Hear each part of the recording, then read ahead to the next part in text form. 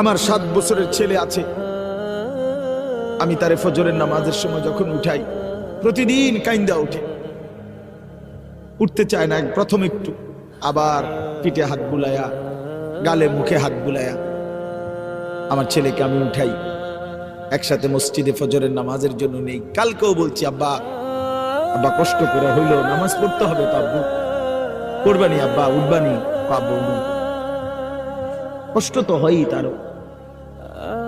তোমরা ছেলেরা বাপ 18 বছরের, 16 বছরের, 20 বছরের কেমনে নামাজ না পড়ে থাকো ভাইয়া? যার কপালে সেজদা নাই, যে সেজদা করে না, বিশ্বাস করেন খোদার কসম, তার চাইতে বড় ঘাটতেরা, তার চাইতে বড় গাদ্দার আর কেউ নেই। তুই বড় গাঁটতেরা, মনে রাখিস, তোর ঘাড় বড় শক্ত।